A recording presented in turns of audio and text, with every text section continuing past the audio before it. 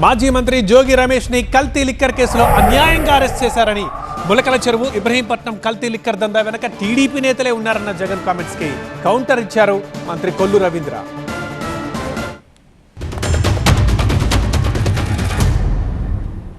మా జోగి రమేష్ని తీసుకొని పోయినారు పాప. ఏమన్నా అన్యాయం, ఇది అన్యాయం కాకపోతే ఏందంటే నాకు అర్థం కాదన్నా.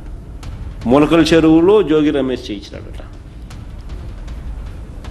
తీసుకొని పోయినాడు. అన్నాడు చేసినవాడు జయచంద్ర రెడ్డి అనేవాడు ఇద్దరికి అరెస్ట్ కాలే. వాళ్ళ తెలుగుదేశం పార్టీ కంటెస్టెడ్ క్యాండిడేట్. వాళ్ళ బావమరిది గిరిధర్ రెడ్డి అరెస్ట్ కాలే. వాళ్ళ పిఏ రాజేష్ ఇంతవరకు అరెస్ట్ కాలే. ములకల చెరువులోనూ వీళ్ళే, ఇబ్రహీంపట్నంలోనూ వీళ్ళే, అన్నీ వీళ్ళే చేస్తూ, కానీ తప్పుడు వాంగ్మూలాలు, తప్పుడు సాక్ష్యాలు వీళ్ళే క్రియేట్ చేస్తూ, వీళ్ళకున్న అధికార దుర్వినియోగం చేస్తూ మాజీ మంత్రి జోగి రమేష్ని తీసుకొని పోయి వీటికంతా జోగి రమేష్ చేయిస్తున్నాడు అని అంటున్నారు. ఎక్కడికండి ఇది?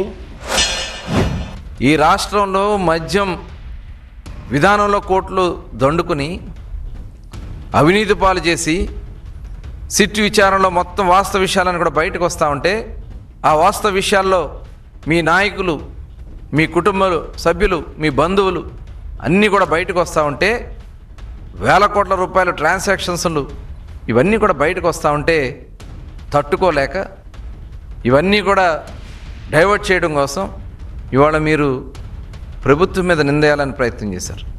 ములకల చెరువులో కానీ ఇబ్రహీంపట్నంలో కానీ ఆ రోజు జరిగినటువంటి ఆ వాస్తవ విషయాలు, కుట్ర అన్నీ కూడా సిట్ బయటకు తీస్తూ ఉంటే దీని వెనక సూత్రధారి మీ జోగి రమేష్ అని, అవన్నీ ఇప్పుడు బయటకు వస్తే దాన్ని ఏదో మేము కావాలని చెప్పి క్రియేట్ చేసామని చెప్పి మాట్లాడుతూ ఉన్నారు. సాక్ష్యాలు ఎవరు తారుమారు చేయలేరే. జనార్దన్ రెడ్డి ఇంటికి వెళ్ళి, జనార్దన్ రెడ్డి జోగి రమేష్ గారి ఇంటికి వెళ్ళింది వాస్తవం కదా సౌత్ ఆఫ్రికాకి వెళ్ళే ముందు.